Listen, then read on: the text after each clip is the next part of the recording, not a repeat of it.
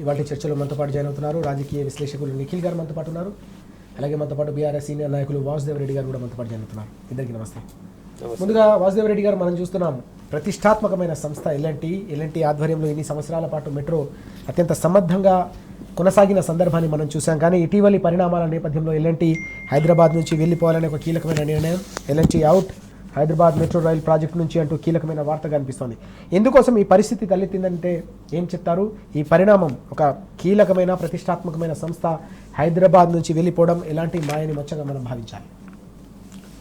ముందుగా ప్యానెల్లో ఉన్న మిత్రునికి, అదేవిధంగా మీకు, టీ న్యూస్ ప్రేక్షకులకు గుడ్ మార్నింగ్. అదేవిధంగా ఈరోజు చాకల ఏలమ్మ జయంతి సందర్భంగా కూడా వారికి నివాళులు అర్పిస్తూ, వాళ్ళ ప్రధానంగా కాంగ్రెస్ ప్రభుత్వం ఏర్పడ్డ తర్వాత ఈ 22 ఏళ్ల కాలంలో మరొక అంతర్జాతీయ సంస్థ ఈ రాష్ట్రంలో దేశవ్యాప్తంగా ప్రపంచవ్యాప్తంగా ఎల్ఎన్టీకి చాలా పేరున్నది. అట్లాంటి సంస్థ ఈరోజు ఎల్ఎన్టీ నుంచి వెళ్ళి వైదొలగడానికి నిర్ణయం తీసుకున్నదంటే ఒకానొక సందర్భంలో ఆశ్చర్యంగా అనిపిస్తున్నది. ఒకానొక సందర్భంలో ఈ యొక్క ప్రభుత్వం వచ్చిన తర్వాత ఇదొక సంస్థ అంటే, ఇంతకుముందు కేన్స్ లాంటి సంస్థలు గుజరాత్కు తరలిపోయినాయి. ఇట్లాంటి ఇలా అంతర్జాతీయ పేరు ప్రఖ్యాతలు ఉన్న ఈ యొక్క ఎల్ఎన్టీ సంస్థ ఇలా మెట్రోలో లాస్ వస్తుందని వారు అనేక సందర్భాల్లో కేంద్ర ప్రభుత్వానికి, రాష్ట్ర ప్రభుత్వానికి లేఖలు రాసిండ్రు.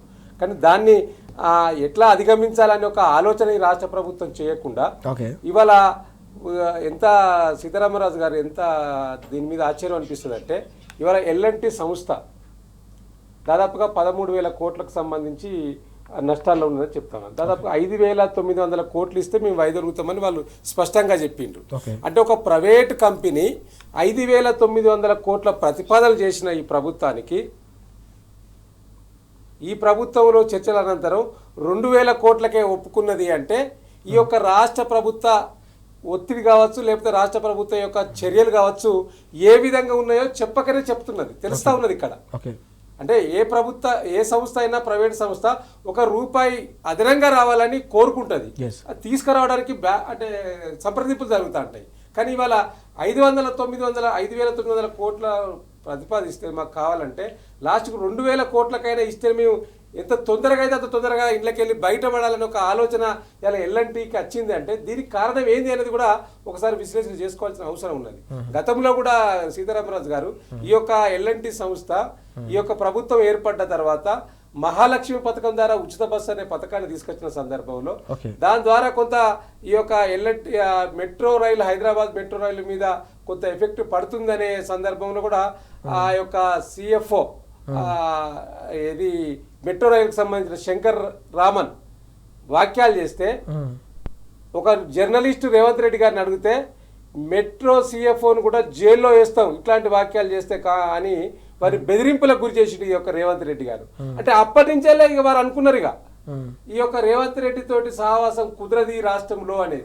రెండవది ఏంటి అంటే, ఇవాళ నాడు కేసీఆర్ గారి ప్రభుత్వంలో మెట్రో రైళ్లు విస్తరించాలని ఒక ఆలోచనతోటి ఆనాడు ఇక్కడ హైటెక్ సిటీ నుంచి వెళ్ళి ఎయిర్పోర్ట్ వరకు విస్తరణ కార్యక్రమం చేస్తే, ఇవాళ దాన్ని రద్దు చేసి ఈ ప్రభుత్వం వచ్చిన తర్వాత ఫ్యూచర్ సిటీ పేరు మీద అసలు అక్కడ ఒక జనాభా లేదు, అక్కడ కంపెనీ లేవు, అక్కడ ఏం రాలేదు.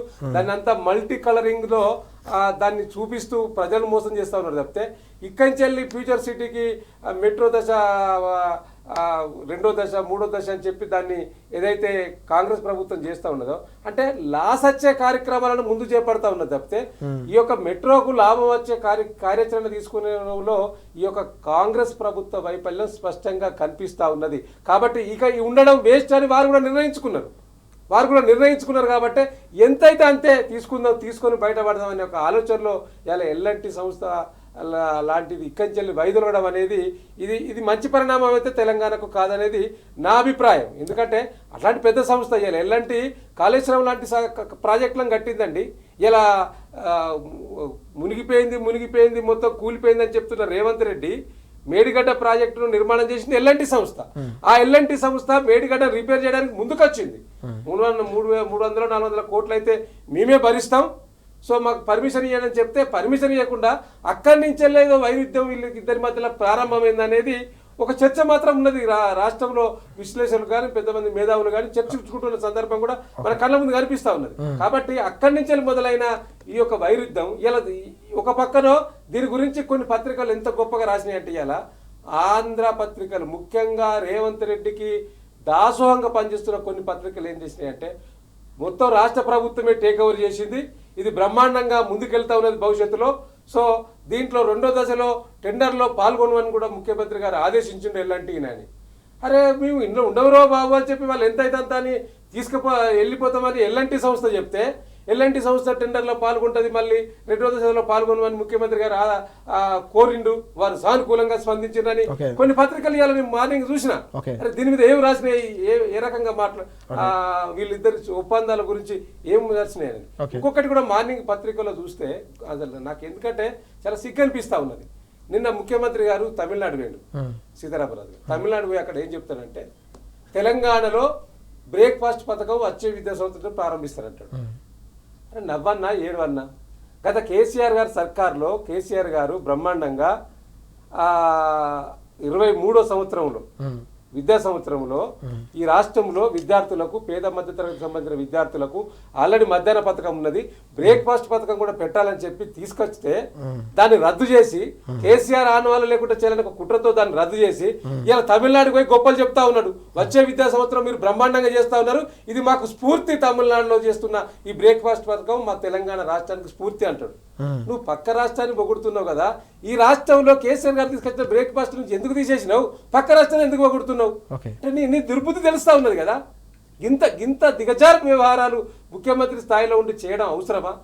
ఒక పక్క ఈ రాష్ట్రంలో పరిశ్రమలు మొత్తం పక్క రాష్ట్రాలకు తరలి వెళ్తా ఉన్నాయి మీ యొక్క దుందుడుకు చర్యల వల్ల. ఇలా వాటిని ఇక్కడ ఉంచి ఇంకా ఎట్లాంటి వారితో సేవలు తీసుకోవాలని ఒక ఆలోచన చేయకుండా బెదిరింపులకు గురి చేయడం, లేకపోతే వారి యొక్క నుంచి ఎట్లయితే ప్రాజెక్టులకు టెండర్లు ఇచ్చి కమిషన్లు తీసుకోవడం ఏదైనా శ్రద్ధ ఇవాళ ఇట్లాంటి ప్రాజెక్టులను ఇక్కడ ఉంచి మంచిగా వారితోటి సేవలు తీసుకుందామనే ఒక ఆలోచన ఈ రాష్ట్ర ప్రభుత్వానికి ముఖ్యమంత్రి రేవంత్ రెడ్డికి లేకపోవడం చాలా దుర్మార్గమైన చర్య. వీరు ఉండడం ఇలా తెలంగాణకు అరిష్టంగా తెలంగాణ ప్రజలు భావిస్తా ఉన్నారు. సీతారామరాజు ఓకే, చాలా కీలకమైన అంశం మనం చూస్తా ఉన్నాం. వాసు గారు చెప్తా ఉన్నారు పూర్తిగా ఇది తెలంగాణకు కాదు హైదరాబాద్కు కూడా ఒక మాయని మచ్చగా మారిపోతుందని చెప్పేసి వాసు గారు చెప్తున్న సందర్భం. నిఖిల్ గారు ఇక్కడ మనం చూస్తే కరోనా కష్టకాలంలో కూడా మెట్రో సంస్థను చాలా బలంగా సమర్థంగా నిర్వహించి ఆ కష్టాల కడల నుంచి కూడా గట్టెక్కిన సందర్భాన్ని మనం చూసాం. కానీ కాంగ్రెస్ అధికారంలోకి వచ్చినప్పటి నుంచి కూడా ఎల్ఎన్టీకి ప్రభుత్వానికి మధ్య పెరిగిన వైరుధ్యం కావచ్చు, ఇటీవల జరిగిన పరిణామాలు, చివరికి ఒక ప్రతిష్టాత్మకమైన సంస్థ మేము ఇక్కడ మెట్రో నిర్వహించలేమని చెప్పేసి వెళ్ళిపోవడాన్ని ఎట్లా అర్థం చేసుకోవాలి, దీని ఇంపాక్ట్ ఎట్లా ఉండే అవకాశం? ముందుగా మీతో పాటు ప్యానెల్లో ఉన్నటువంటి మిత్రులు వాసుదేవరెడ్డి గారికి, టీ న్యూస్ ప్రేక్షకులందరికీ కూడా నమస్కారం. ఈరోజు చాకలి ఐలమ్మ గతంలో మనము ఏ రకంగా పోరాటాలు చేసినారో, వాళ్ళ వీరత్వం ఏ రకంగా ఉండే అవన్నీ చాలాసార్లు మనం చర్చించుకున్న సందర్భాలు ఉండే. అటువంటి వీరనారి చాకలి ఐలమ్మ జయంతి సందర్భంగా మరొకసారి వారిని స్మరించుకుంటూ గుర్తు చేసుకుంటూ మీరు అడుగుతున్నట్టుగా రాష్ట్రంలో అత్యంత ప్రతిష్టాత్మకమైన ప్రాజెక్టులు రాష్ట్రంలో కానీ దేశంలో కానీ దేశం బయట కానీ నాకు గుర్తున్నంత వరకు దాదాపుగా ఒక 50-60 దేశాల్లో ఎల్ఎన్టీ అనే కంపెనీకి సంబంధించిన పనులు నడుస్తూ ఉంటాయి. ఈ రోజు కూడా నడుస్తూ ఉన్నాయి, గతంలో నడిచినాయి. అనేక ప్రతిష్టాత్మకమైన ప్రాజెక్టులు చేసినారు. మన దగ్గర చెప్పేటటువంటి వరల్డ్స్ లార్జెస్ట్ లిఫ్ట్ ఇరిగేషన్ ప్రాజెక్టుకు సంబంధించి ఇనిషియల్ పాయింట్ మేడిగడ్డను కూడా వాళ్ళే కట్టినరు. అటువంటి ఎల్ఎన్టీ సంస్థకు సంబంధించి హైదరాబాద్ మెట్రో ఇంత అద్భుతంగా నడుస్తూ ఉంటే హైదరాబాద్ని ఒక ప్రపంచ పటంలో పెట్టే విధంగా గత ప్రభుత్వం ఎల్ఎన్టీకి సంబంధించి కానీ ఆ మెట్రోకి సంబంధించి చిన్న చిన్న ఇష్యూస్ వస్తే వాటన్నిటిని సార్ట్అవుట్ చేసే విధంగా గత ప్రభుత్వం కేసీఆర్ గారి నాయకత్వంలో కేటీఆర్ గారు లాంటి వాళ్ళు ప్రత్యేకంగా చొరవ తీసుకొని మరీ సపోర్ట్ చేస్తూ ఇటువంటివి నష్టాల్లో ఉన్నాము, మాకు కొంత ఇబ్బంది కలుగుతుంది అని గతంలో కూడా వాళ్ళు ప్రతిపాదనలు పెట్టిండ్రు. పెట్టినప్పుడు ఆనాడు ఉన్నటువంటి ప్రభుత్వం ఏం చెప్పిందంటే మీకు ఒక 3,000 కోట్ల రూపాయలు రాష్ట్ర ప్రభుత్వం నుండి మేము లోన్ తీసుకోవడానికి సపోర్ట్ చేస్తాము, దానికి సంబంధించిన ఇంట్రెస్ట్ ఫ్రీ లోన్ ఇవ్వడానికి మేము మద్దతు ఇస్తాం మీకు అని చెప్పిండ్రు. ఆ రకంగా గత ప్రభుత్వం ఎల్ఎన్టీ లాంటి మెట్రోకి సంబంధించిన ప్రత్యేకమైన పరిస్థితులు వచ్చినప్పుడు గత ప్రభుత్వం ఆదుకున్న పరిస్థితులు మనం చూసినాం. ఒక్కసారి పేజీ తిరగేస్తే ఈ రోజు వచ్చినటువంటి కాంగ్రెస్ ప్రభుత్వం వచ్చిన కొత్తలోనే అదే ఎల్ఎన్టీకి సంబంధించి సిఎఫ్ఓ అంటే చీఫ్ ఫైనాన్షియల్ ఆఫీసర్, చాలా పెద్ద పోస్ట్ అది. ఓవరాల్ గా కంపెనీకి సంబంధించిన ఫైనాన్షియల్ వ్యవహారాలను చూసేటటువంటి పోస్టు. ఆ పోస్ట్లో ఉన్నటువంటి వ్యక్తి ఎల్ఎన్టీ కంపెనీ సిఎఫ్ఓ చాలా స్పష్టంగా చెప్పిండ్రు, మాకు సంబంధించి కొంచెం ఇబ్బందులు జరుగుతూ ఉన్నాయి, ఇప్పుడు వస్తున్నటువంటి డబ్బులతో మరీ ముఖ్యంగా రాష్ట్ర ప్రభుత్వం ప్రవేశపెట్టినటువంటి ఉచిత బస్సు పథకం లాంటి వాటితో మాకు మరింత ఇబ్బంది జరుగుతుంది, నష్టాల్లోకి పోయే పరిస్థితి ఉంది అని వారు చెప్పిండ్రు. చెప్పిన తర్వాత ఒక ఎన్డీటీవీకి సంబంధించి నాకు గుర్తున్నంత వరకు ఓ చర్చ జరుగుతూ ఉంటే స్వయంగా రాష్ట్ర ముఖ్యమంత్రి గత ప్రభుత్వం లాగా ఇటువంటి సంస్థలను ఇటువంటి ప్రాజెక్టులను కాపాడుకోవాల్సిన పరిస్థితిని పక్కన పెట్టి స్వయంగా తానే ఏం చెప్తారంటే, మీరు ఒక్కసారి ఇది వినాలి. मेट्रो चलाती है, वो कहती कि लोग सब बस में जा रहे हैं, हमें यहाँ पे अपना बिजनेस बंद करना पड़ेगा, आपने तो नुकसान पहुंचा दिया। नहीं, इसीलिए वो मेट्रो वाले को मैं बोला था, हमारे पुलिसों को, वो सीईओ को ले जाके अंदर डालने के लिए। अंदर कहाँ, जेल में? हाँ। अरे आप तो बड़े खतरनाक आदमी हो भाई। सही है, मैं बोला था वो जेल में क्यों डालो? हाँ, वो मुंबई चला गया। हुआ आपने ఒక రాష్ట్ర ముఖ్యమంత్రి ఏమాత్రం సిగ్గు ఎగ్గు అనేది లేకుండా దేశమంతా చూసేటటువంటి మీటింగ్లకు సంబంధించి చర్చలకు సంబంధించిన సమావేశాల్లో ఆ సీఈఓ అట్లా వ్యాఖ్యలు చేసిండు కాబట్టి తనను జైల్లో నిర్బంధించమని నేను చెప్పిన అధికారులకు అట్లాంటి ఆదేశాలు నేను ఇచ్చే ఆలోచనలు చేసిన అని చెప్తా ఉన్నారు. అంటే రాష్ట్ర ప్రభుత్వం ఏ రకంగా నడుస్తుంది, వీళ్ళ చిత్తశుద్ధి ఏంది అనేది చాలా స్పష్టంగా తెలుస్తుంది. ఒకవైపు మీరే చెప్తారు మా దగ్గర ఖజానా లేదు, రూపాయి లేదు, చెప్పులు ఎత్తుకుపోయి దొంగలాగా చూస్తున్నారు, ఢిల్లీలో అడుగు పెడితే చాలు నన్ను ఎవరు దగ్గరికి రానియట్లే అనే విధంగా మీరే అఫీషియల్గా చెప్తూ మళ్ళీ మీరే ఈరోజు ఏం చెప్తా ఉన్నారు, ఎల్ఎన్టీకి సంబంధించి వాళ్ళు ఈరోజు ఒత్తిడి పెట్టి మేము పూర్తిగా వైదొలుగుతాం అన్నప్పుడు ప్రభుత్వం టేక్ ఓవర్ చేయడానికి సిద్ధంగా ఉన్నట్టుగా చెప్తా ఉన్నారు.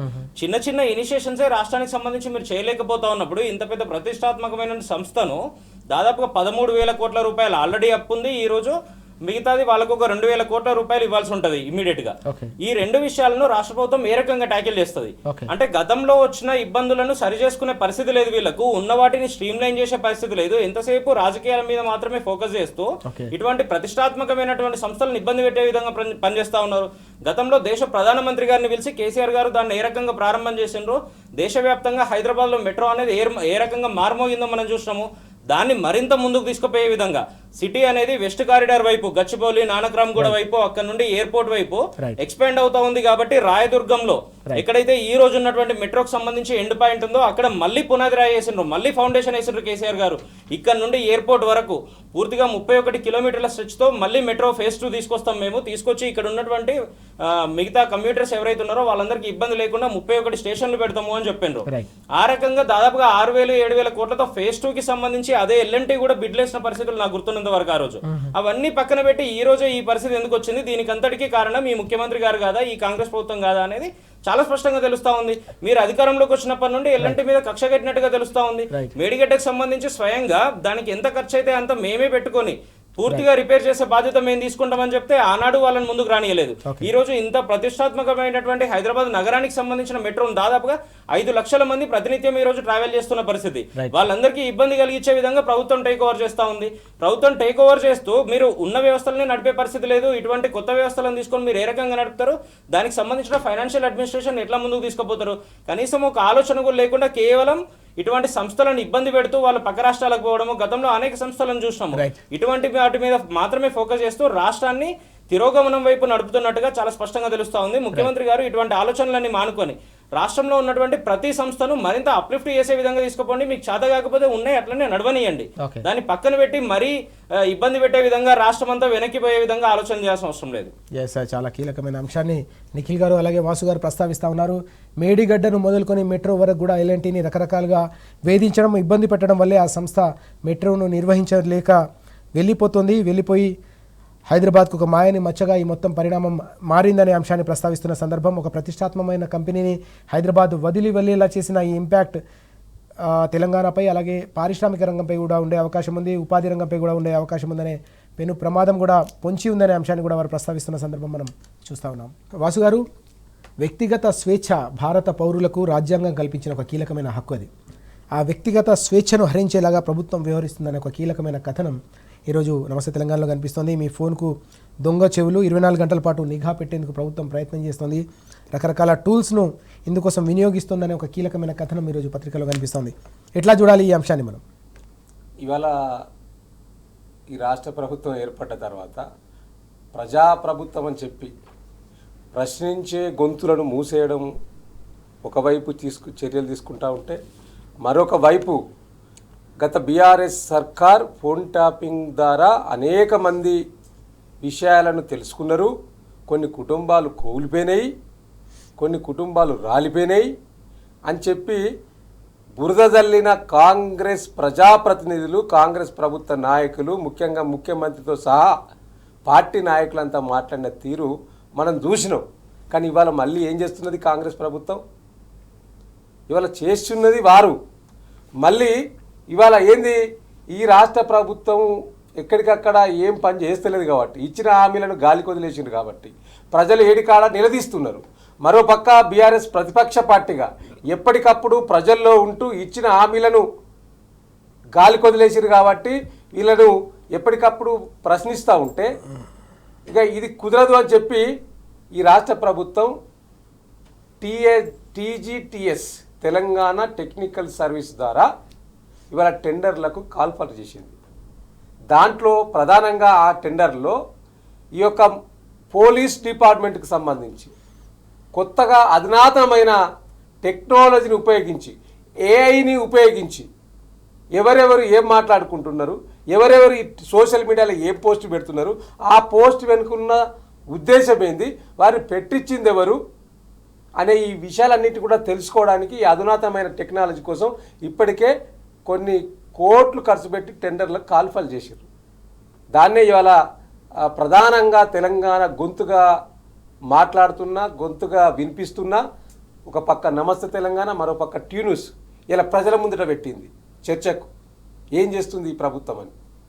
సో కాబట్టి ఇవాళ ప్రజలందరూ కూడా దీని గురించి ఆలోచిస్తూ ఉన్నారు. ఇవాళ మీరు ఆనాడు అబాండాలు వేసారు కదా బీఆర్ఎస్ సర్కార్ మీద, తెలంగాణ వచ్చిన మీరు ప్రభుత్వంలో వచ్చిన నుంచి వెళ్ళి కూడా మరి మీరు చేస్తున్న తీరేంది ఇవాళ ఈ యొక్క అంటే మీరు పత్రికా అంటే ఒక భావ ప్రకటన స్వేచ్ఛను, వారి యొక్క మనోగతాన్ని తెలుసుకునే యొక్క హక్కు మీకు ఎక్కడిది, ఈ ప్రభుత్వానికి ఎక్కడిది? ఇవాళ చట్టాలు చెప్తున్నాయి కదా స్పష్టంగా, మన కళ్ళ ముందు చట్టాలు ఉన్నాయి కదా. మీరు ఏ యాక్ట్ ప్రకారం ఇట్లాంటివి తీసుకురావడానికి అవకాశం లేదని చెప్తా ఉన్నాయి కదా. అయినా కూడా మీరు ఏ విధంగా దీన్ని మళ్ళీ తీసుకొచ్చి ప్రజల మీద, ముఖ్యంగా ప్రతిపక్షాల మీద రుద్దాలని ప్రయత్నం చేస్తూ ఉన్నారు. ఇలా రాజ్యాంగంలోని ఆర్టికల్ 21 ప్రకారం వ్యక్తిగత గోప్యత అనేది ప్రాథమిక హక్కు. దాన్ని కాలరాసే విధంగా ఇలా కాంగ్రెస్ ప్రభుత్వం చర్యలు ఉన్నాయి. అదేవిధంగా వ్యక్తులపై నిఘా పెట్టడానికి కానీ, లేదా వ్యక్తులను కోర్టులకు తీసుకురావడానికి కానీ అనుమతి లేదనేది స్పష్టంగా చట్టాలు చెప్తా ఉన్నాయి. ఒక పక్క చట్టాలు ఆ విధంగా చెప్తా ఉంటే ఇప్పుడు చట్టం చుట్టమైనట్టు, అంటే మీరు ప్రభుత్వంలో ఉన్నారు కాబట్టి ఆ చట్టాన్ని చుట్టంగా చేసుకొని ప్రతిపక్షాలను టార్గెట్ చేస్తూ, ముఖ్యంగా ఈ రాష్ట్రాన్ని ఎప్పటికప్పుడు ప్రశ్నిస్తున్న కేటీఆర్ గారిని, లేదా హరీష్ రావు గారిని, లేదా బీఆర్ఎస్ పార్టీ నాయకులను, లేదా భావ ప్రకటన స్వేచ్ఛ ద్వారా సోషల్ మీడియా ద్వారా మీరు ఇచ్చిన హామీలను ప్రశ్నిస్తున్న సోషల్ మీడియా వారియర్స్ పైన కావచ్చు, లేదా ప్రజలపైన కావచ్చు, ఈ యొక్క ప్రయోగాన్ని ప్రయోగించడానికే ఈ యొక్క ఏఐని టూల్స్ను ఉపయోగించడానికి రాష్ట్ర ప్రభుత్వం చర్యలు తీసుకుంటున్నట్టు స్పష్టంగా కనిపిస్తూ ఉన్నది. సో దీన్ని నిర్బంధంగా వ్యతిరేకించడమే కాకుండా డెఫినెట్గా వీటిపైన తప్పకుండా మరి ఈ యొక్క చట్టాలు అన్నిటి కూడా తెలుసుకొని భవిష్యత్తులో ఇట్లాంటి రానియకుండా, మీరు ఫోన్ ట్యాపింగ్ చేసినారు కదా, ఏదో మిషన్లు పెట్టి ఎక్కడెక్కడో మిషన్లు పెట్టి చెప్పింది మీరే కదా.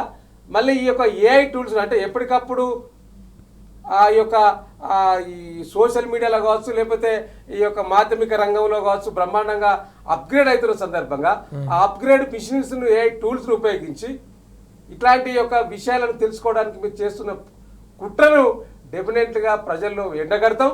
భవిష్యత్తులో ఇంకా ముందుకు తీసుకెళ్తాం. ఈ యొక్క అన్ని విషయాల పట్ల కూడా సమగ్రంగా ప్రజల ముందు ఉంచడానికి బీఆర్ఎస్ ప్రతిపక్ష పార్టీగా మునుముందు ఇంకా అనేక చర్యలు తీసుకుంటారు డెఫినెట్గా. ఎస్, మనం చూస్తున్నాం వ్యక్తిగత గోప్యతకు భంగం వాటిల్లేలాగా, అలాగే భావ ప్రకటన స్వేచ్ఛను పూర్తిగా హరించేలాగా ప్రభుత్వం వ్యవహరిస్తున్న తీరుపై తప్పకుండా పోరాటం చేస్తామని వాసు గారు హెచ్చరిస్తున్న సందర్భం కనిపిస్తోంది. ప్రజాస్వామిక వాదులంతా కూడా దీన్ని ఎట్టి పరిస్థితుల్లో ఉపేక్షించారని కూడా స్పష్టం చేస్తున్న సందర్భం మనం చూస్తా ఉన్నాం. నిఖిల్ గారు, భారత పౌరులకు సంబంధించిన వ్యక్తిగత గోప్యతకు భంగం కలిగించేలాగా, తెలంగాణ పౌరులకు సంబంధించిన భావ ప్రకటన స్వేచ్ఛను హరించేలాగా వ్యవహారం అంతా కూడా నడుస్తుందనే కీలకమైన కథనం ఈరోజు పత్రికల్లో కనిపిస్తూ ఉంది.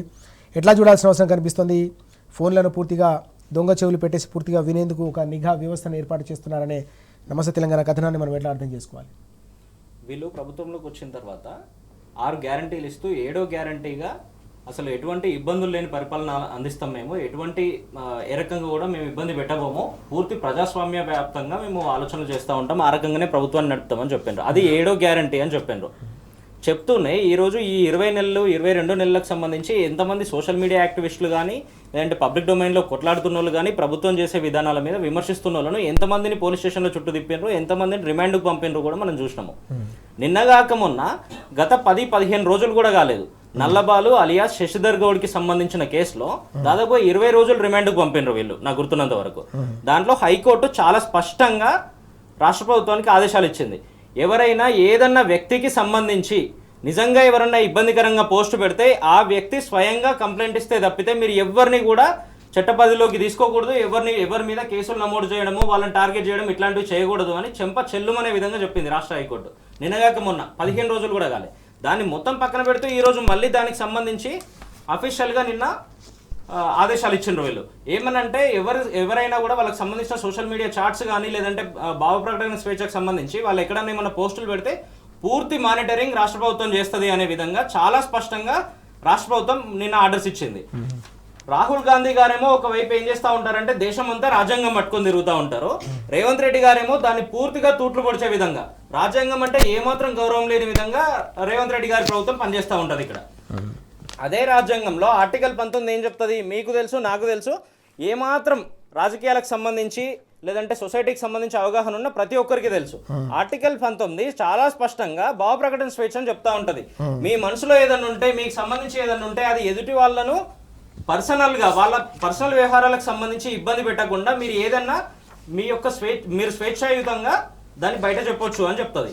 అటువంటి ఆర్టికల్ 19 ని పక్కన పెట్టి ఈ రోజు ఆర్టికల్ 21 ఏమో మీకు సంబంధించి ఏదున్నా కూడా దాన్ని పబ్లిక్ గా చెప్పొచ్చు, దాని విషయంలో ఎవరు కూడా మీ మీద సూపర్విజన్ చేయకూడదు అని ఆర్టికల్ 21 చెప్తా ఉంటది. వీటన్నిటిని పక్కన పెట్టి ఈ రోజు మీరు కేవలం నియంత్రితం చేసే విధంగా, కేవలం ఇబ్బంది పెట్టే విధంగా మీరు ఈ రోజు వ్యక్తుల వ్యక్తిగత జీవితాల్లోకి ఎందుకు వస్తా ఉన్నారు, అటువంటి ఆలోచనలు ఎందుకు చేస్తా ఉన్నారు? గత ప్రభుత్వం మీద మీరు అనేక ఫోన్ ట్యాపింగ్ ఆరోపణలు చేసినారు. ఈ రోజు 20 నెలలు 22 నెలలు గడుస్తున్నా కూడా ఒక్కటి కూడా నిరూపించే పరిస్థితి లేదు. ఇప్పుడు మళ్ళీ కొత్తగా ఏం చేస్తా ఉన్నారు, మీరు దాన్నే చేసే విధంగా అఫీషియల్ గానే మీరు సర్క్యులర్లు ఇస్తా ఉన్నారు, అఫీషియల్ గానే పోలీస్ డిపార్ట్మెంట్ లో ఆర్డర్స్ ఇస్తా ఉన్నారు. స్వయంగా డీజీపీ గారి పేరుతో వచ్చింది కదా ఇది. దీంట్లో ఏం చెప్తా ఉన్నారు, మళ్ళీ అదే ఎవరు ఏం మాట్లాడినా కూడా మరీ ముఖ్యంగా వీళ్ళు ఏం చేస్తూ ఉంటారంటే ఈ సోషల్ మీడియా అని చెప్పి ఇంకోటి చెప్పి వాళ్ళ వ్యక్తిగత జీవితాల్లోకి పోయి ఎవరైతే ప్రభుత్వం చేస్తున్న పనుల మీద, ప్రభుత్వం పెడుతున్న ఇబ్బందుల మీద ప్రశ్నిస్తూ ఉంటారో, ప్రభుత్వం ఇచ్చిన హామీలను అమలు చేయకుండా పబ్లిక్ డొమైన్ కి రాకుండా ఈ రోజు ఏ రకంగా అయితే సైడ్ లైన్ చేసే ఆలోచనలు చేస్తూ ఉన్నారో దాన్ని మీలాంటోలో నాలాంటోలో జర్నలిస్టులో ఇంకెవరో ప్రశ్నిస్తూ ఉంటే దాన్ని ఏ రకంగా వాళ్ళని ఇబ్బంది పెట్టే విధంగా దీన్ని వాడాలనేది మాత్రమే ఆలోచనలు చేస్తా ఉన్నారు. వ్యక్తిగత స్వేచ్ఛను ఏ రకంగా హరించాలనేది మాత్రమే వీళ్ళు ఆలోచనలు చేస్తా ఉన్నారు. రాహుల్ గాంధీ గారేమో మేము పూర్తి ప్రజాస్వామ్యయుతంగా చేస్తా ఉంటామని రాజ్యాంగం చేతిలో పట్టుకొని తిరుగుతూ ఉంటాడు. రేవంత్ రెడ్డి గారేమో ఎవరు ఏం మాట్లాడినా కూడా నేను తీసుకుపోయి లోపల పెడతా, బొక్కలో దోస్తా, మిమ్మల్ని ఇబ్బంది పెట్టడం మాత్రమే నా ప్రభుత్వ పని, నా ఆలోచన, మా కాంగ్రెస్ ప్రభుత్వం ఇట్లానే పనిచేస్తుంది అనే విధంగా రేవంత్ రెడ్డి గారు పనిచేస్తూ ఉంటారు. వీళ్ళిద్దరికి ఎక్కడ కూడా పొంతన లేని పరిస్థితి. ఇప్పటికైనా ఇటువంటి పిచ్చే ఆలోచనలు మానుకొని నిన్నగాక మొన్న హైకోర్టు ఇచ్చిన ఆదేశాలను కనీసం ఈసారన్నా పట్టించుకోండి. ఇప్పటి వరకు మీరు ఏది కూడా ప్రజలు చెప్తున్నది వింటున్న పరిస్థితి లేదు, ప్రతిపక్షాలు వింటున్న పరిస్థితి లేదు, స్వయంగా మీ రాహుల్ గాంధీ గారు చెప్తున్నది కూడా వింటున్న పరిస్థితి లేదు. కనీసం కోర్టులు చెప్పిందన్నా వినండి. ఇప్పటికన్నా వినకపోతే మొత్తం కోర్టులే టేక్ ఓవర్ చేసి రేపు పొద్దున మీ ప్రభుత్వాన్ని కూడా మొత్తానికి బర్తరఫ్ చేసే పరిస్థితులు వస్తాయి. ఇటువంటి పిచ్చి పిచ్చి ఆలోచనలన్నీ పక్కన పెట్టండి. నేపాల్లో ఏ రకంగా ఈ రోజు ఉద్యమాలు జరుగుతున్నాయి మనం చూస్తా ఉన్నాము. నియంతృత్వం అనేది మంచిది కాదని మన తెలంగాణనే గతంలో చూసింది. గతంలో మనం ఉద్యమం సమయంలో చూసినాం ఈ రకంగానే ఆంధ్ర పాలకులు ఎట్లా అంచవేసిండ్రో ఈ రోజు స్వరాష్ట్రంలో కూడా మీరు మళ్ళీ అదే ఆలోచనల దిశగా పోతా ఉన్నారు. ఈ ఆలోచనలన్నీ పక్కన పెట్టి పూర్తిగా స్వేచ్ఛనివ్వండి. వాళ్ళ బాధ ఏమన్నా ఉంటే చెప్పమనండి, వాళ్ళ ఇబ్బందులు ఉంటే చెప్పమనండి. వీలైతే దాన్ని ఎట్లా సార్ట్అవుట్ చేయాలనో చూడండి. రేపు పొద్దున ఎలక్షన్లు వచ్చినప్పుడు మీరు సార్ట్అవుట్ చేస్తున్నారు అనుకుంటే మళ్ళీ మీకు అవకాశం ఇస్తారు. లేదంటే మీరు ఏ రకంగా ఇబ్బందులు పెడుతున్నారో ప్రజలే నిర్ణయిస్తారు కదా. ఇంత భయపడడం ఎందుకు, ఇంత ఉలిక్కిపాటు ఎందుకు? పక్క రాష్ట్రాలకు పోయి గాంభీర్యాలు చెప్తా ఉన్నారు కదా, మేము అది చేసినాం ఇది చేసినాం, బ్రేక్ఫాస్ట్ స్కీములు చెప్పినామని. మీరు ఒక్కసారి గమనిస్తే ఎంత సిగ్గుచేటంటే ఇటువంటి మెమోలు ఇస్తున్న ప్రభుత్వము గ్రూప్ 1 కి సంబంధించి రాష్ట్రంలో ఎంత పెద్ద ఇబ్బందులు జరుగుతా ఉన్నాయి మనం చూస్తా ఉన్నాం కదా. స్వయంగా నిన్న ముఖ్యమంత్రి గారి కార్యాలయం ఈ నోటు విడుదల చేసింది. గ్రూప్ 1 కి సంబంధించి 562 పోస్టులను వాళ్ళకి సంబంధించిన ర్యాంకింగ్లు ఇచ్చినట్టు. కొంచెం కూడా సిగ్గు లేదా అని రాష్ట్ర ముఖ్యమంత్రిని నేను అడుగుతా ఉన్నా. దీంట్లో ఏం రాసిండ్రు మీరు ఒక్కసారి గమనిస్తే మీకు పంపిస్తా ఈ నోటు కూడా. మెయిన్స్ కు సంబంధించిన హాల్ టికెట్ నెంబర్ అని రాసిండ్రు. ఇక్కడ హాల్ టికెట్ నెంబర్లో అనేకం రాసిండ్రు. మెయిన్స్ స్పెల్లింగే తప్పు రాసిండ్రు. ఇక్కడ రాష్ట్ర ప్రభుత్వం ఇచ్చే నోటు ఈ రకంగా ఉంటుంది. Posts mentioned against hall ticket numbers అని రాసిండ్రు. అగేనెస్ట్ అనే స్పెల్లింగే తప్పు ఉంది. ఒక్క పేపర్లోనే 2 తప్పులు ఉన్నాయి. ఇది గ్రూప్ 1 కి సంబంధించి రాష్ట్రంలో అత్యంత పెద్ద ఆఫీసర్లకు సంబంధించినటువంటి నియామకానికి సంబంధించిన దానికి సంబంధించిన పూర్తి వివరణ పత్రం ఇది. ఇటువంటి విషయాల్లోనే మీరు ఫోకస్ లేదు, మీకు ఇటువంటివన్నీ పక్కన పోతా ఉన్నాయి. అడ్మినిస్ట్రేషన్ అంతా గాలిపోతా ఉంది ఈరోజు. దాన్ని మొత్తం పక్కన పెట్టి ఎంతసేపు ఎవరిని నేతృత్వం చేయాలి, ఎవరిని ఇబ్బందులు పెట్టాలి, ఎట్లా రాశరంపాన పెట్టాలి, మా మీద ఎవరైనా మాట్లాడుతూ ఉంటే వాళ్ళని ఎట్లా 4 గోడల మధ్య నిర్బంధం చేయాలి, వాళ్ళ భావ ప్రకటన స్వేచ్ఛను ఎట్లా హరించాలి, దీని మీద మాత్రమే చూస్తూ ఉన్నారు. తెలంగాణ గతంలో అనేకం చూసొచ్చింది ఇట్లాంటివి. ఇటువంటి నిర్బంధాలను అనేకం ఎదుర్కొంది. మీ తాటాకు చెప్పులకు భయపడే పరిస్థితి అసలే ఉండదు.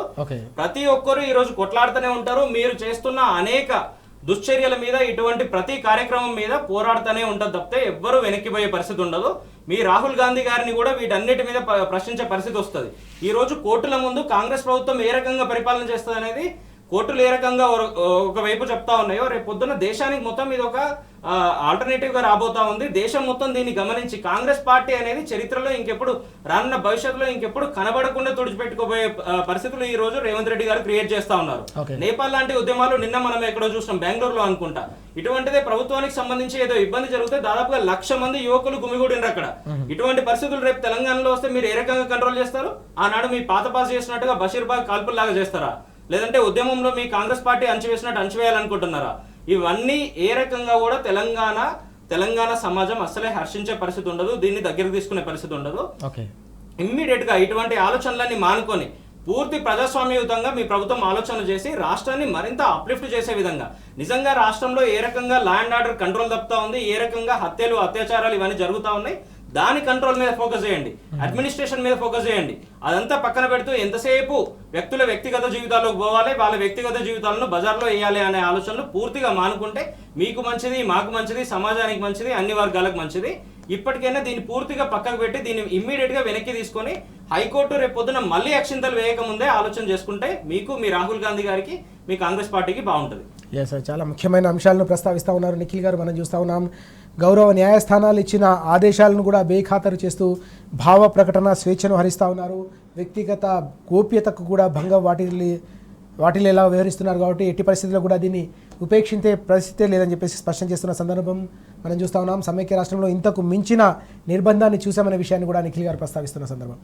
మరొక కీలకమైన అంశం మనం చూస్తూ ఉన్నాం. నిర్బంధానికి సంబంధించిన విషయమే, అణచివేతకు సంబంధించిన విషయమే వచ్చినప్పుడు వాసు గారు, నిన్న పెద్ద ఎత్తున అంగన్వాడీలు తమ సమస్యలు, తమ హక్కులు, తమ డిమాండ్ల సాధన కోసం చెలో సెక్రటేరియట్ కార్యక్రమానికి పిలుపునిస్తే ఎక్కడికక్కడ జిల్లాల్లో వారిని అరెస్ట్ చేశారు. వరంగల్లో కూడా పెద్ద ఎత్తున వారిని అరెస్ట్ చేసిన దృశ్యాలు మనం నిన్న సోషల్ మీడియాలో కూడా చూసినాం.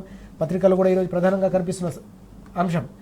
ఎన్నికల సందర్భంలో రకరకాల హామీలు ఇచ్చి చివరికి వారి డిమాండ్ల సాధన కోసం సెక్రటేరియట్కి వస్తే, చెలో సెక్రటేరియట్కి వస్తే వారిని అరెస్ట్ చేయడాన్ని ఎట్లా చూడాల్సిన అవసరం? ఇవాళ వారు ఇచ్చిన హామీలను ఇంతకుముందు నేను చెప్పినట్టు గాలికి వదిలేసిండ్రు. వారు ఆనాడు ఎన్నికల ముందు గట్టెక్కడానికి, ఎన్నికల్లో ఓట్లు దండుకోవడానికి అనేక హామీలను, దాదాపుగా 420 హామీలను ఈ రాష్ట్ర ప్రభుత్వం ఆనాడు ప్రజలకు ఇచ్చిన హామీలు. ఆ హామీల అమలు కోసమే ప్రజలు ఈ ప్రభుత్వాన్ని ప్రశ్నిస్తున్నారు. దాంట్లో భాగంగానే అంగన్వాడీ టీచర్లకు సంబంధించి గతంలో అంగన్వాడీ వర్కర్లు అనేది గత ఉమ్మడి పాలనలో దాన్ని గౌరవప్రదమైన పోస్టుగా ఉండాలని చెప్పి నాటి బీఆర్ఎస్ సర్కార్ కేసీఆర్ గారు ఈ అంగన్వాడీ టీచర్ అని ఒక నామకరణం చేసిండ్రు. ఆనాడు చాలని జీతాలు అంగన్వాడీ టీచర్లకు ఉంటే 4,200 రూపాయలు ఉంటే కేసీఆర్ గారి ప్రభుత్వంలో వాటిని 13,650 రూపాయలు చేసిన చరిత్ర కేసీఆర్ గారి సర్కార్ది. అదేవిధంగా మినీ అంగన్వాడీలు 7,800 రూపాయలు ఆనాడు పెంచిన సర్కారు బీఆర్ఎస్ సర్కారు, కేసీఆర్ సర్కారు. అంటే ఈ విధంగా వారి సాలరీస్ని పెంచి వారి గౌరవాన్ని ఉన్నతీకరించి వారిని ప్రగతి భవన్కు పిలిచి వారితో మంచిగా బ్రహ్మాండంగా లంచ్ చేసిన నాటి సర్కారు ఎట్లున్నది, నేటి సర్కారు రేవంత్ రెడ్డి గారి ప్రభుత్వంలో మీరిచ్చిన హామీలు 18,000 రూపాయలు నెలకు వేతనాన్ని ఇస్తారని చెప్పి మీరు చెప్పిన విషయాన్నే మాకు ఆ 18,000 వేతనాన్ని ఇవ్వండి ప్రభు అని చెప్పి వారు ఎక్కడికక్కడ ధర్నాలు చేసి, రాస్తారోకాలు చేసి చివరికి మా మొర ఆలకిస్తలేరని చెప్పి రాష్ట్ర సచివాలయాన్ని ముట్టడిస్తే వారిని ఎక్కడికక్కడ ఈడ్చుకెళ్ళి అరెస్ట్ చేస్తున్నారు కదా. ఇది మీకు తగునా? రాష్ట్ర ప్రభుత్వానికి ముఖ్యమంత్రి గారు మీరు ఏం సమాధానం చెప్తారు వారికి? ఇలా వారి గౌరవాన్ని పెంచింది మేమైతే వారి గౌరవాన్ని పెంచకుండా వారికి ఎక్కడికక్కడ అరెస్టులు చేసి వారిని ఇబ్బంది పెడుతూ ఇబ్బంది పాలు చేయడం అయితే సరైందేనా ఇది? అంటే ఏ విధంగా ఈ రాష్ట్ర సర్కారులది? ఇప్పుడు మీరే కదా అన్నాడు 6 గ్యారంటీల పేరు మీద 13 అంశాలు ఇచ్చిండ్రు, అది 100 రోజుల్లో చేస్తా అన్నారు. అది కాకుండా 420 హామీలు ఇచ్చిండ్రు. వాటి గురించి మాట్లాడే కనీస హక్కు ఇలా ప్రజలకు లేదా? అంటే మాట్లాడే స్వేచ్ఛను కూడా మీరు హరిస్తారా? అడిగే స్వేచ్ఛను కూడా ఈ రాష్ట్ర ప్రభుత్వం హరిస్తుందా? అంటే దేశంలోనే అత్యధిక సాలరీ ఇచ్చిన సర్కారు నాడు బీఆర్ఎస్. ఇలా సాలరీని హైక్ చేస్తా అని చెప్పింది మీరు. ఆనాడు ఎన్నికల హామీలు ఎన్ని ఇచ్చిందండి మీరు? ప్రతిదీ కూడా మీరు ఇచ్చిన హామీలే కదా. ఆనాడు రైతు బంధు పేరు మీద మేము 10,000 ఇస్తే కేసీఆర్ అనుకున్నట్టు 10,000 ఇస్తున్నాడు, మేము రాగానే 15,000 ఇస్తాం రైతు బంధు అన్నారు. రైతు భరోసా పేరు మీద ఇచ్చినవా? 15,000 ఇస్తున్నావా రైతులకు? ఇప్పుడు దాన్ని ఉసుకాకి చేసినావు కదా. ఇలా మహిళలకు 2,500 రూపాయలు ఇస్తాను, ఇలా కోడలకు 2,500, అత్తకు 4,000 రూపాయలు, ఒక ఇంట్లో ఇద్దరికి పెన్షన్ ఇస్తా అన్నావు. ఇలా ఇద్దరి పెన్షన్ దేవుడు ఎరుగు. ఉన్న పెన్షన్ దాదాపుగా మీరు వచ్చినాక ఉన్న పెన్షన్ పీకేసే పరిస్థితికి వచ్చింది. పెన్షన్ మీద 100 రోజుల్లో చేస్తాను, 2,000 4,000 చేస్తాను, చేసినవా? నెలకు 2,500 ఆడబిడ్డలకు ఇస్తాను, ఇచ్చినవా? ఇలా గవ్వే కదా ఇలా ప్రజలు అడుగుతా ఉన్నది. గా హామీలనే కదా అడుగుతున్నది. హామీలను అడిగితే, ఎందుకంటే మిమ్మల్ని ప్రశ్నించేటోడు ఉండదు ఈ రాష్ట్రంలో. ఎందుకంటే మీరు సవ్యంగా మీరు కమిషన్లు తీసుకోవచ్చు, కాంట్రాక్టర్లు ఇవ్వచ్చు. ఎందుకంటే రాష్ట్రానికి గురుకుల వ్యవస్థకు డబ్బులు ఇవ్వడానికి ఉండదు. గ్రీన్ ఛానల్ అని చెప్తావు, దానికి డబ్బులు ఇవ్వడానికి ఉండదు. అదేవిధంగా బ్రేక్ఫాస్ట్ పథకం గత బీఆర్ఎస్ సర్కార్ తీసుకొస్తే ఆ బ్రేక్ఫాస్ట్ పథకానికి డబ్బులు లేవని చెప్పి దాన్ని మొత్తం క్యాన్సిల్ చేస్తావు. కానీ కాంట్రాక్టర్లకు డబ్బులు ఇవ్వడానికి, టెండర్లు ఇచ్చి కమిషన్లు దండుకోవడానికి, ఆ టెండర్ల ద్వారా వచ్చిన కమిషన్ డబ్బులను ఢిల్లీకి మూటలు పంపడానికి మాత్రం మీ యొక్క కార్యాచరణ ఉంటుంది. దానికి సందర్భంగా మీరు ముందుకెళ్తారు. ఓకే. కానీ ప్రజలకు ఉపయోగపడేది, ప్రజలకు ఇచ్చిన హామీలను గాలికి వదిలేసి అసలు పాలన నడుస్తుందా ఈ రాష్ట్రంలో? ఈ రాష్ట్రంలో పాలన ఉన్నదా? ఒక పక్క యూరియా కష్టాలతో రైతులు ఇబ్బంది పడుతూ ఉన్నారు, మరో పక్క ఉద్యోగస్తులు వారికి సంబంధించిన డిఏల విషయంలో కావచ్చు, ముఖ్యంగా ఈ అంగన్వాడీ లాంటి వాళ్ళకి ఇచ్చిన వేతనాలకు సంబంధించిన మీరిచ్చిన హామీ కావచ్చు, అదేవిధంగా మరో పక్క 666 ఆ యొక్క అలైన్మెంట్ మార్చి రైతులను ఇబ్బంది పెట్టడం కావచ్చు. ఎక్కడికక్కడ ఏ వర్గాన్ని కూడా మీరు సంతోషంగా ఉంచుతలేరు కదా. ఇలా మీరు మార్పు మార్పు మార్పు అంటే తెలంగాణ ప్రజలు అది గుదిబండగా మారింది ఆ మార్పు. ప్రజలు ఎందుకు తీసుకొచ్చుకున్నాం రా ఈ సర్కారు, ఏదో అనుకున్నాం, ఏదో జరిగింది అని చెప్పి వాళ్ళు క్షమాపణ కోరుకున్నారని చెప్పి వాళ్ళు సోషల్ మీడియాలో చూస్తే, వాళ్ళ వీడియోలు చూస్తే కనిపిస్తూ ఉన్నాయి. ఇందుకోసమేనా రేవంత్ రెడ్డి గారు మీ సర్కారు తీసుకొచ్చింది? మీరు ఏ వర్గాన్ని బాగు చేసిండ్రు ఈ రాష్ట్రంలో? ఏ వర్గం సంతోషంగా ఉన్నది? నిరుద్యోగ వర్గానికి ఇచ్చిన హామీలు చేసిండ్రా? సంవత్సరంలో 2 లక్షల ఉద్యోగాలను ఇచ్చిండ్రా? మీ బీఆర్ఎస్ సర్కార్ ఇచ్చిన ఉద్యోగాలు మేము ఇచ్చినామని చెప్పి చివరికి బీఆర్ఎస్ సర్కార్ ఇచ్చిన గ్రూప్ 1 నోటిఫికేషన్ రద్దు చేసి మీరు దానికి 60 పోస్టులు కలిపి 563 పోస్టులకు నోటిఫికేషన్ ఇస్తే దాంట్లో కూడా అవినీతి అక్రమాలు చోటు చేసుకున్నాయని స్వయంగా హైకోర్టే బొట్టికాయ వేసింది. మీకు 222 పేజీలతో సహా చెప్పింది. దాన్ని అర్ధరాత్రి 12:30కి ఎందుకు ఇవ్వాల్సి వచ్చింది? ఈ యొక్క గ్రూప్ 1 సంబంధించిన రిజల్టు అర్ధరాత్రి 12:30కి ఎందుకు ఇచ్చిండ్రు? ఇప్పటిదాకా మా సోదరుడు చెప్పినట్టు దీంట్లో ఎన్ని తప్పలు తడిక దీని ఒక్కటికి సరిపోతుంది కదా. మీరు ఇచ్చిన దీంట్లో మెయిన్స్కు అగరెస్టుకు స్పెల్లింగ్ తప్పే సరిపోతుంది. మీ యొక్క పరిపాలన ఎంత పారదర్శకంగా ఉన్నది, మీ యొక్క రిజల్ట్ ఎంత పారదర్శకంగా ఉన్నదో మీరు చెప్పిన దాన్ని కనిపిస్తుంది కదా. అర్ధరాత్రి 12:30కి ఇవ్వడంలో అంతర్యం ఏందనేది నిరుద్యోగులకు అర్థమైతే లేదా? సో కాబట్టి మీరు ఏ వర్గాన్ని అంటే అన్నిటినీ సబ్సైడ్ చేసి మీరు ముందుకు పోవాలని చూస్తే డెఫినెట్లీగా చర్చ ఉంటుంది దీని మీద. ప్రజలంతా ఈజీగా మర్చిపోరు. మీరు చేస్తున్న నిరంకుశత్వ పాలన వల్ల ప్రజలు అధోగతి పాలవుతూ ఉన్నారు. ఆ దిశగానే ఈ ప్రభుత్వం పోతా ఉన్నది. ఇలా పురోగమించన్నా తిరోగమనం వైపే మీ చర్యలు ఉన్నాయి తప్పితే ఈ తెలంగాణను అభివృద్ధి చేయాలి, తెలంగాణ అభివృద్ధి చేసి 4 పైసలు ఈ రాష్ట్రానికి ఆదాయం ఎక్కువ తీసుకొచ్చి ఆ వచ్చిన ఆదాయాన్ని ప్రజలకు పంచాలని మీరు ఆనాడు చెప్పారు కదా. గొప్ప గొప్ప ప్రకటనలు మీడియా ముందు వచ్చి గొప్పలు చెప్పుకున్నారు కదా. అదేది కూడా ఇలా కళ్ళ ముందు కనిపిస్తలేదు. మీరు ఆ దిశగా ఎక్కడ ఆలోచన చేసినట్టు కనిపిస్తలేదు. రాత్రి డే అంతా ఇక్కడ రివ్యూ చేయాలి, సాయంత్రం ఫ్లైట్లు ఎక్కి ఢిల్లీకి పోవాలి, అక్కడ పక్క రాష్ట్రాలకు పోవాలి, సెల్ఫ్ డబ్బాలు కొట్టుకోవాలి, అదేవిధంగా ఢిల్లీ అధినాయకత్వం మెప్పు కోసం మీ యొక్క కార్యాచరణ తీసుకోవాలి. ఇది తప్పితే తెలంగాణ ప్రజల కార్యాచరణను అమలు చేయడంలో మీ యొక్క చిత్తశుద్ధి లోపించిందనేది స్పష్టంగా కనిపిస్తూ ఉన్నది, లోపించింది కూడా. కాబట్టి దీనిపైన మీ యొక్క మంత్రివర్గం కానీ ప్రభుత్వం కానీ ఎలాంటి చర్యలు ఉపక్రమించకపోవడము ఇలా తెలంగాణ ప్రజలుగా మేము చేసుకున్న దుర్మార్గమైనంగా అని భావిస్తూ ఉన్నారు, రైట్, దురదృష్టం అని భావిస్తూ ఉన్నారు ప్రజలు. రైట్. మనం చూస్తున్నాం అన్ని వర్గాల ప్రజలకు ఇచ్చిన హామీలతో పాటు చివరికి అంగన్వాడీ టీచర్లకు హెల్పర్లకు ఇచ్చిన హామీని కూడా తుంగలో తొక్కడం వల్లే పెద్ద ఎత్తున వారు నిరసనలు హోరెత్తిస్తూ ఉన్నారని చెప్పేసి స్పష్టంగా వాసు గారు చెప్తున్న పరిస్థితి. ప్రజాక్షేత్రంలో కాంగ్రెస్ సర్కార్కు ఈ మోసపూరిత వైఖరికి గుణపాఠం తప్పదని కూడా హెచ్చరిస్తున్న సందర్భం మనం చూస్తూ ఉన్నాం. నిఖిల్ గారు, మనం చూసిన అంగన్వాడీకి సంబంధించిన టీచర్లు హెల్పర్లు నిన్న ఆందోళనతో కదం తొక్కిన సందర్భం కూడా కనిపించింది. జిల్లా స్థాయిలో కూడా పెద్ద ఎత్తున వారు హైదరాబాద్కు తరలి వచ్చేందుకు ప్రయత్నిస్తే ఎక్కడికక్కడ వారిని అరెస్ట్ చేశారు. చివరికి చెరో సెక్రటేరియట్ చేపడితే కూడా వారిని నిర్బంధించిన సందర్భం, వారిని అక్రమంగా అరెస్ట్ చేశారనే ఒక అంశం కూడా మనం చూసాం. దానిపై కూడా పెద్ద ఎత్తున నిరసన వ్యక్తమైన పరిస్థితి. ఎట్లా చూడాలి అంగన్వాడీలకు ఇచ్చిన హామీలు 2 ఏళ్ల తర్వాత కూడా వాటి అమలు లేకపోవడాన్ని ఎట్లా అర్థం చేసుకోవాలి? ఒకసారి మనం గమనిస్తే రాష్ట్రంలో ఉన్నటువంటి అనేక మంది అంగన్వాడీ వర్కర్లు, అంగన్వాడీ ఉద్యోగులు ఈరోజు హైదరాబాద్ నగరానికి వచ్చి ఏ రకంగా నిన్న విస్తృతంగా వాళ్ళు కార్యాచరణ తీసుకున్నారో మనం చూసినాం. దానికి ముందు అనేక సార్లు వాళ్ళు హెచ్చరించారు, మేము ఇట్లా వస్తాము ధర్నాకి కూర్చుంటామని కూడా హెచ్చరిస్తే ప్రభుత్వం అసలు పట్టించుకోలే. గతంలో వీళ్ళే ఏం చెప్పిందంటే ఇది వాళ్ళ ఎలక్షన్ మేనిఫెస్టో.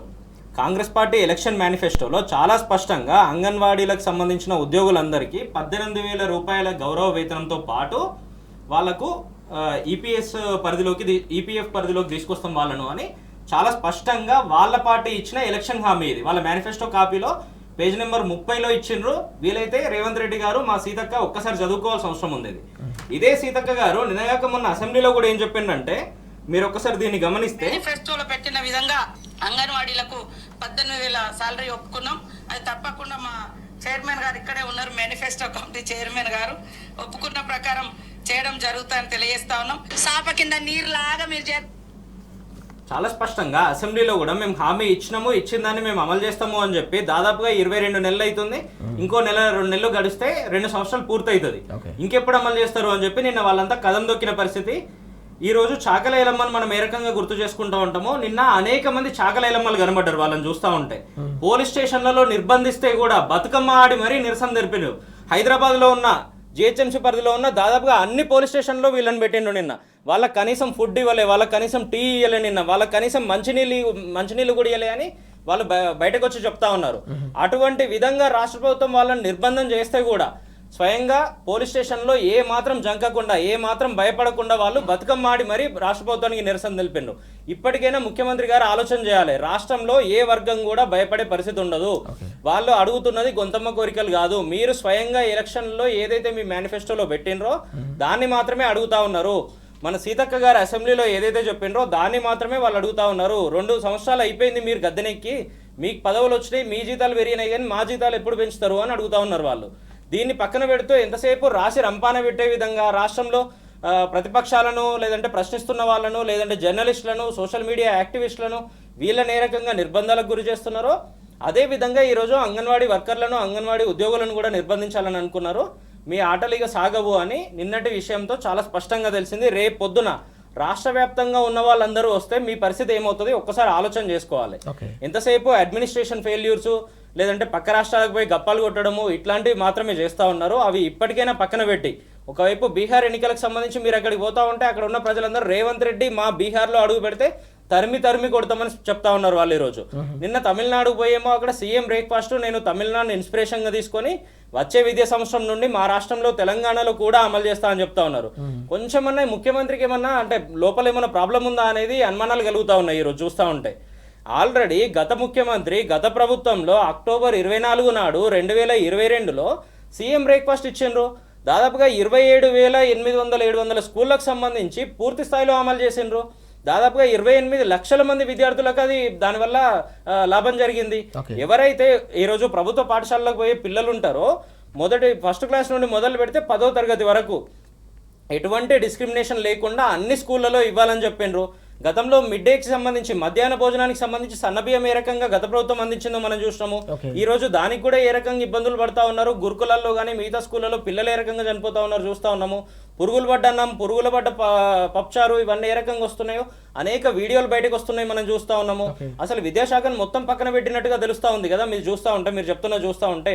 గత ప్రభుత్వం ఆ రకంగా ఆల్రెడీ ఇంప్లిమెంట్ చేసిన స్కీమ్ని మీరు వచ్చిన అతి కొద్ది కాలంలో, మీరు అధికారంలోకి వచ్చిన తర్వాత ఇమ్మీడియట్గా దాన్ని ఆపేసి ఈరోజు మళ్ళీ పక్క రాష్ట్రానికి పోయి మిమ్మల్ని ఇన్స్పిరేషన్గా తీసుకొని మేము మళ్ళీ అమలు చేస్తాము, మా రాష్ట్రంలో కొత్తగా అమలు చేస్తాము అని వాళ్ళ ముందు గప్పాలు కొట్టుడు. అంటే రాష్ట్ర ప్రజలంతా ఈరోజు నవ్వుకుంటున్న పరిస్థితి. ఆల్రెడీ ఉన్నదాన్ని ఏ రకంగా అయితే విద్యార్థులందరూ లాభపడతా ఉన్నారో, ఎక్కడైతే మారుమూల ప్రాంతాల్లో గ్రామాల్లో తల్లిదండ్రులు కూలి పనులకు కానీ ఇంకో పనికి కానీ లేదంటే చిన్న చిన్న ఉద్యోగాలు చేసుకునే వాళ్ళు కానీ ఇటువంటి వాళ్ళు ఆఫీస్లకు కానీ లేదంటే మిగతా పనులకు కానీ పోయే ముందు చాలా పొద్దున్నే పోవాల్సిన అవసరం ఉంటుంది, ఎంతో దూరం పోవాల్సిన అవసరం ఉంటుంది. కాబట్టి వాళ్ళ పిల్లలు దానివల్ల డిస్టర్బ్ అవ్వకుండా ఉండాలని స్కూలు స్టార్ట్ అవ్వడానికి స్కూల్లో ప్రేయర్కి ముందే 8:30-9 గంటలకు పూర్తి స్థాయిలో, అది కూడా మళ్ళీ రోజు ఒక్కొక్క వెరైటీతో ఉన్న 6 వర్కింగ్ డేస్కి 6 వెరైటీలతో ఇవ్వాలని గత ప్రభుత్వం ఆల్రెడీ నిర్ణయం చేసింది. నాకు గుర్తున్నంత వరకు హైదరాబాద్ పక్కనే ఉన్నటువంటి మహేశ్వరంలో రావిరాల అనే గ్రామంలో ప్రారంభం చేసిండ్రు, అనే స్కూల్లో రావిరాలకు సంబంధించిన స్కూల్లో ప్రారంభం చేసిండ్రు ఈ స్కీమ్ని. ఇంత గొప్పగా గత ప్రభుత్వం ప్రతిష్టాత్మకంగా అమలు చేస్తూ ఉంటే ఈరోజు దాన్ని పక్కన పెట్టి దాన్ని మీరే ఆపేసి మళ్ళీ కొత్తగా చేస్తామని చెప్తా ఉన్నారు. కొంచెమన్నా ఆలోచన ఉండాలి కదా. మనం ఏం మాట్లాడుతూ ఉన్నామో రాష్ట్ర ప్రజలు నవ్వుకుంటారు, రాష్ట్రంలో ఉన్న మేధావులు నవ్వుకుంటారు, విద్యార్థులు కనీసం ఈరోజు ఒక 15-16 సంవత్సరాల వయసు కూడా లేని వాళ్ళు, ఆ పిల్లలు కూడా నన్ను చూసి ముఖ్యమంత్రిని చూసి నవ్వుకుంటా ఉన్నారు అన్న కనీస సిగ్గు కూడా ఈరోజు రాష్ట్ర ప్రభుత్వానికి కనిపిస్తలేదా అనేది ఒకసారి ఆలోచన చేసుకోవాలి వాళ్ళే. గతంలో ఎంతసేపు పేర్లు తీయడము, పేర్లు మార్చడము, కేసీఆర్ గారికి ఎక్కడ పేరు వస్తుందని చూడడము, ఇటువంటి పిచ్చి ఆలోచనలతోనే ఉన్నారు. అప్పుడే ఆల్రెడీ రాష్ట్రం అంతా నవ్వుకున్న పరిస్థితులు చూస్తాము. ఈరోజు ఉన్న స్కీమ్ని ఆల్రెడీ పక్కన పెట్టి మీరు మరొక విషయాన్ని చూస్తే, గతంలో ఆల్రెడీ వీఆర్ఓలుగా పనిచేసిన వాళ్ళని జీపీఓ అని పెట్టిండ్రు. వీళ్ళు గ్రామానికి సంబంధించిన పరిపాలనాధికారి అని పేరు మార్చి మళ్ళీ వాళ్ళకు రిక్రూట్మెంట్ ఆర్డర్లు ఇచ్చిండ్రు, అపాయింట్మెంట్ లెటర్లు ఇచ్చిండ్రు. ఈ రకంగా ఉన్న వాళ్ళనే మళ్ళీ చేస్తూ, ఉన్న స్కీమ్లనే మళ్ళీ అమలు చేస్తూ సెల్ఫ్ డబ్బాలు కొట్టుకోవడం ఇప్పటికైనా మానుకోవాలి. ఏ రకంగా అయితే మీరు 3 లక్షల కోట్లతో మీరు బడ్జెట్ పెట్టినరో అట్లా 2 సార్లు పెట్టినరో, దాదాపుగా 2.5 లక్షల కోట్లు అప్పులు తెచ్చిండ్రు. ఈ 8 లక్షల కోట్లు ఎవరి జేబుల్లోకి పోయినాయి? మీరు దేనికోసమని ఆపేసిండ్రు ఇవన్నీ? ఈరోజు పిల్లలంతా ఇబ్బంది పడతా ఉన్నారు. దానివల్ల పిల్లలకు సంబంధించి స్కూళ్ళలో హాజరు శాతం తగ్గుతూ ఉంది, స్కూల్కి పోయే పరిస్థితులు తగ్గుతూ ఉన్నాయి, డ్రాప్ అవుట్స్ పెరుగుతూ ఉన్నాయి, గవర్నమెంట్ స్కూల్ నుండి మళ్ళీ ప్రైవేట్ స్కూళ్ళకి పోయే పరిస్థితులు కనబడతా ఉన్నాయి. ఈ సిచ్యువేషన్ ఎందుకు క్రియేట్ చేస్తూ ఉన్నారు? ఇంత మంచి అడ్మినిస్ట్రేషన్ గత ప్రభుత్వం పూర్తిగా సెటప్ చేసి పెట్టిన దాన్ని ఏ రకంగా డిస్టర్బ్ చేసిండ్రు? ఇప్పటికైనా దీన్ని మొత్తం పక్కన పెట్టి ఈ ఆలోచనలను విరమించుకొని గతంలో ఉన్నదాన్ని పూర్తి స్థాయిలో మీరు కంటిన్యూ చేయండి. దాన్ని మరింత మెరుగులు దిద్దే ఆలోచన ఉంటే ఇంకా అప్లిఫ్ట్ చేసే విధంగా పనిచేయండి. పిల్లలను కడుపున పెట్టుకొని చూసుకోండి. వాళ్ళే రేపటి మన భవిష్యత్ తరం అని చెప్పుకుంటా ఉంటాం కాబట్టి, రేపు పొద్దున రాష్ట్రానికి పేరు తెచ్చేది వాళ్ళే కాబట్టి వాళ్ళను గొప్పగా చూసుకోవాల్సిన అవసరం ఉంది. వాళ్ళకి సంబంధించిన పూర్తి బిల్డింగ్లలో ఉన్నటువంటి ఇష్యూస్ కనబడతా ఉన్నాయి, మనకు ఫుడ్ మెనూలో ఇష్యూస్ కనబడతా ఉన్నాయి, రెసిడెన్షియల్ హాస్టల్లో ఇబ్బందులు కనబడతా ఉన్నాయి. పూర్తి స్థాయిలో ఒక విద్యాశాఖ మంత్రిని పెట్టండి, అన్ని మీరే చూసుకోవాలి, అన్ని మీ నెత్తి మీరే ఉండాలి. కానీ మీరేమో పోయి పక్క రాష్ట్రాల్లో తిరుగుతూ ఉంటారు. ఏ రకంగా సాధ్యమవుతుంది? దాని మీద రివ్యూలు చేయండి. ఎంతసేపు జూబ్లీహిల్స్లో బై ఎలక్షన్ వస్తుందా, 10 మంది ఎమ్మెల్యేలు మా పార్టీలో చేర్చుకుంటామా, ఇంకెవరిని చేర్చుకోవచ్చు, ఎవరిని ఇబ్బంది పెట్టవచ్చు, ఎవరిని పోలీస్ స్టేషన్లో నిర్బంధాలకు గురి చేయవచ్చు, ప్రశ్నించే వాళ్ళ గొంతులు ఎట్లా నొక్కొచ్చు, ఇవి పక్కన పెట్టండి కొద్దిసేపు. ఇవి రెగ్యులర్గా నడిచే కార్యక్రమాలు ఇవి. మీ ప్రభుత్వంలో నడుస్తే రేపు పొద్దున ఇంకో ప్రభుత్వం వస్తే నడుస్తాయి. ఇవన్నీ కంటిన్యూ ఉండేటివే.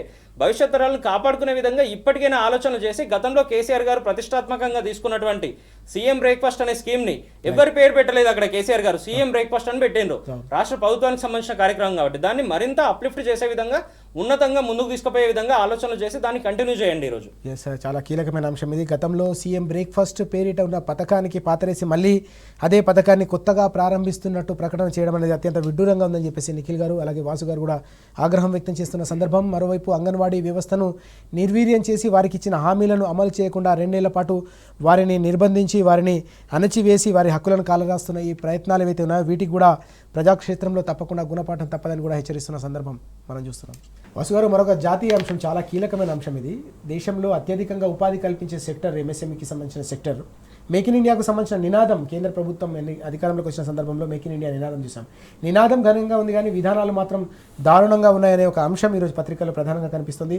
11 ఏళ్లలో ఈ స్కీమ్ ద్వారా సాధించింది శూన్యం అనే అంశం కూడా మనకు కనిపిస్తుంది. ఎట్లా చూడాలి? దాదాపు 7 లక్షల కంపెనీలు మూతపడ్డాయి, ఎంఎస్ఎంఈలు కావచ్చు, చిన్న తయారీ రంగం అంతా కూడా కుదేలేందనే ఈ అంశాన్ని ఎట్లా చూడాలి? ఇవాళ ప్రధానంగా కేంద్ర ప్రభుత్వం అధికారంలోకి వచ్చిన తర్వాత పేరు గొప్ప, ఉరిదిబ్బ అనే విధంగా మనకు నానుడి ఉంటుంది ఊళ్ళల్లో.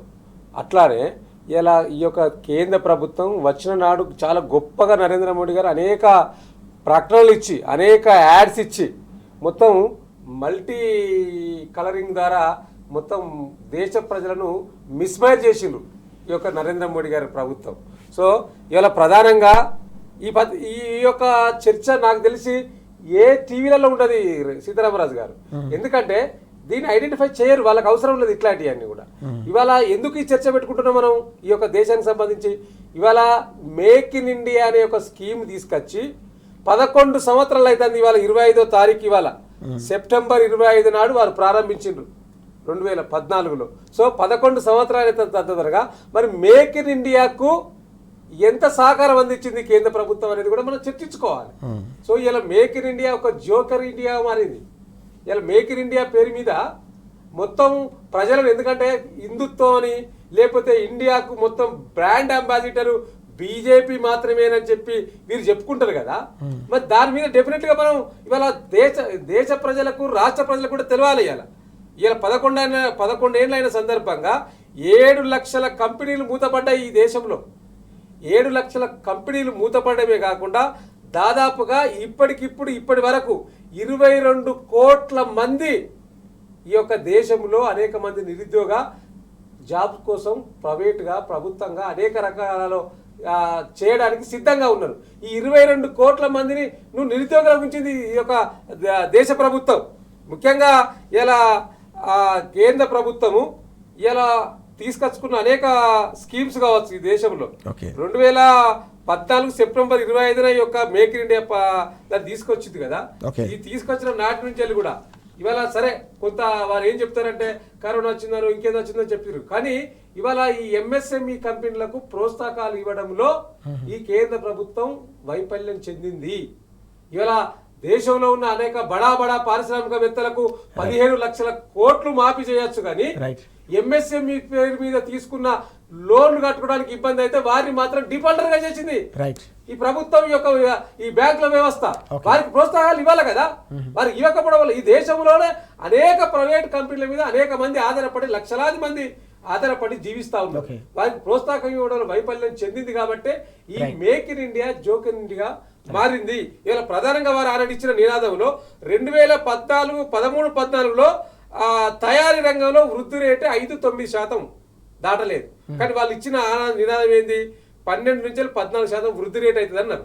12 నుంచి 14% తయారీ రంగంలో వృద్ధి రేట్ అన్నారు, కానీ ఇలా 5.9% కంటే ఎక్కువ జరగలేదు. రెండోది జీడిపి తయారీ రంగం వాటా 16.4% పరిమితమైంది, కానీ వారు ఆనాడు చెప్పింది ఎంత? 25% పెంచుతామని చెప్పిండ్రు జీడిపిలో. సో అక్కడ తగ్గింది, తయారీ రంగంలో తగ్గింది. మరి ఇది అట్టర్ ఫ్లాప్ అయింది కదా, make in India utter flop ఇలా స్పష్టంగా కనిపించింది. సో వీరు ఎంతసేపు ఇండియా పాకిస్తాను దేశ విదేశాలలో కొట్లాటలు గొడవలు సృష్టించి ఎన్నికల్లో లబ్ధి పొందడానికి చేస్తున్న ప్రయత్నము ఈ దేశంలో ఉత్పత్తి రంగానికి చేయాలని ఒక ఆలోచన చేయకపోవడం అనేది ఇలా నిరుద్యోగ యువతకు ముఖ్యంగా ఈ దేశంలో బాగా ఆధారపడ్డ ఈ ఎంఎస్ఎంఈ కంపెనీలను ప్రోత్సహించకపోవడం అనేది ఇలా ఇది ల్యాబ్స్ గా కనిపిస్తా ఉన్నది. కాబట్టి ఇలా దేశంలో ఉన్న ఈ దేశానికి ప్రాతినిధ్యం వహిస్తున్న తెలంగాణ ప్రాంతంలో ఉన్న 2 కేంద్ర మంత్రులు తెలంగాణకు ఎన్ని కంపెనీలు తీసుకొచ్చిండ్రు, ఎన్ని మ్యానుఫ్యాక్చరింగ్ యూనిట్లను ఇక్కడ తీసుకురాగలిగినారు, కానీ నాడు బీఆర్ఎస్ సర్కార్ లో కేటీఆర్ గారు పరిశ్రమల శాఖ మంత్రిగా ఉన్ననాడు అనేక ఉత్పత్తి రంగంలో ఈ యొక్క తెలంగాణను ఉన్నతీకరించడానికి అనేక కంపెనీలు బెంగళూరు తలదన్నే విధంగా మరి అనేక కంపెనీలు తెలంగాణ తీసుకురావడంలో ఆ రోజు బీఆర్ఎస్ సర్కారు సఫలీకృతమైంది, కానీ ఈనాడు కేంద్రంలో బీజేపీ సర్కారు ఫ్లాప్ అయింది అనేది స్పష్టంగా కనిపిస్తా ఉన్నది. చివరిగా నిఖిల్ గారు క్లుప్తంగా ఏం చెప్తారు, ఎట్లా చూడాలి మొత్తం అంశాన్ని? మనం అయితే పర్ఫార్మెన్స్ వీక్ ఉన్నప్పుడే పబ్లిసిటీ పీక్లో ఉంటుంది అనేది మనం చాలాసార్లు వింటూ ఉంటాము. అదేవిధంగా ఈరోజు మోడీ గారు తీసుకున్నటువంటి వాళ్ళ అధికారంలోకి వచ్చిన 2014లో అధికారంలోకి వచ్చినప్పుడు మొదటిసారి నరేంద్ర మోడీ గారు ప్రధానమంత్రి అయిన తర్వాత 100 రోజుల లోపల 2-3 కీలక నిర్ణయాలు తీసుకుంటామని చెప్పిండ్రు. స్వచ్ఛ భారత్ అన్నారు, ఇంకేదో అన్నారు, దాంట్లో మరీ ముఖ్యంగా మేక్ ఇన్ ఇండియా అన్నారు. అంటే దాదాపుగా ఉత్పత్తి రంగాన్ని విపరీతంగా పెంచుతాం మేము, అనేక ప్రోత్సాహకాలు ఇస్తాము అన్నారు. వీళ్ళు అధికారంలోకి వచ్చిన తర్వాత 2014లో వీళ్ళు ఎప్పుడైతే మేక్ ఇన్ ఇండియా ఇనిషియేషన్ తీసుకున్నారో ఈ రోజు వరకు చూస్తూ ఉంటే ఈ 10-11 సంవత్సరాలకు సంబంధించి అది జోకిన్ ఇండియా అయిపోయింది. ఇందాక వాసుదేవ్ రెడ్డి గారు చెప్తున్నట్టుగా దాదాపుగా 7 లక్షల మందికి సంబంధించి 7 లక్షల కంపెనీలు మూతపడ్డాయి. ఈ రోజు దాదాపుగా 5.5-6 వేల కంపెనీలు, విదేశీ కంపెనీలు ఏవైతే ఉన్నాయో ఇండియా నుంచి తట్టపుట్ట చదువుకొని బయటకు పోయిన పరిస్థితులు. ఇక్కడ నరేంద్ర మోడీ గారు ఏం చేస్తా ఉన్నారు, పక్క దేశాలకు పోయి అమెరికా లాంటి దేశాల్లో ఆప్కి బా ట్రంప్ సర్కార్ అని చెప్తా ఉన్నాడు. ఇండియాలో ఉన్న కంపెనీలను ఇబ్బంది పెడుతూ పక్కనున్న దేశాల్లో రాజకీయాలు చేస్తూ కాలం గడుపుతా ఉన్నారు.